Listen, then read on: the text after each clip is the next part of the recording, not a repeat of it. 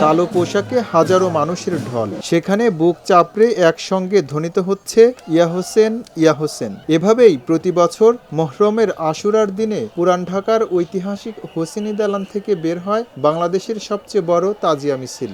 কিন্তু প্রশ্ন হলো, এই তাজিয়া মিছিলের শুরু কখন আর কিভাবেই ঢাকায় এলো এই তাজিয়া মিছিল? ইতিহাসবিদদের মতে মুঘল আমলে বাংলার সুবেদার শাহ সুজার সময়ে বাংলায় শিয়াদের প্রভাব বাড়তে শুরু করে।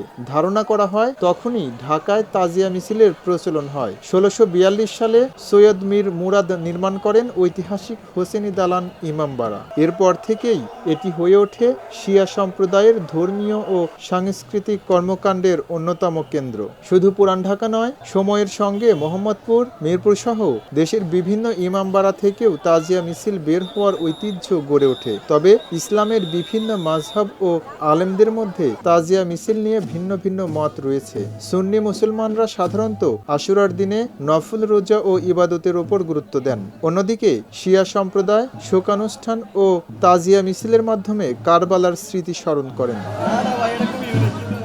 ইতিহাস বলছে, হিজরি ৬১ সালের মুহররম মাসের ১০ তারিখ ইরাকের কারবালার প্রান্তরে মহানবী হযরত মুহাম্মদ সাল্লাল্লাহু আলাইহি ওয়াসাল্লামের দৌহিত্র ইমাম হুসাইন রাদিয়াল্লাহু তাআলা আনহু এবং তার পরিবারের সদস্যরা ইয়াজিদের বাহিনীর হাতে শহীদ হন।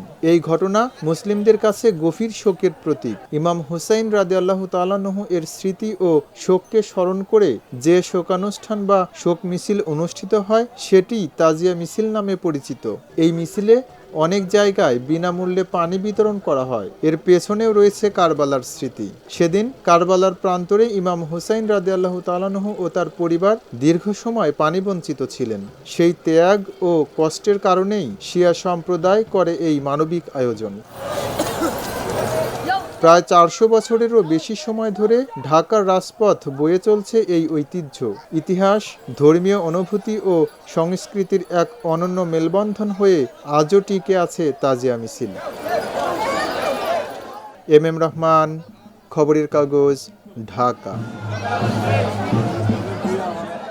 খবরের কাগজ, নিখাত, নির্ভীক, নিরপেক্ষ।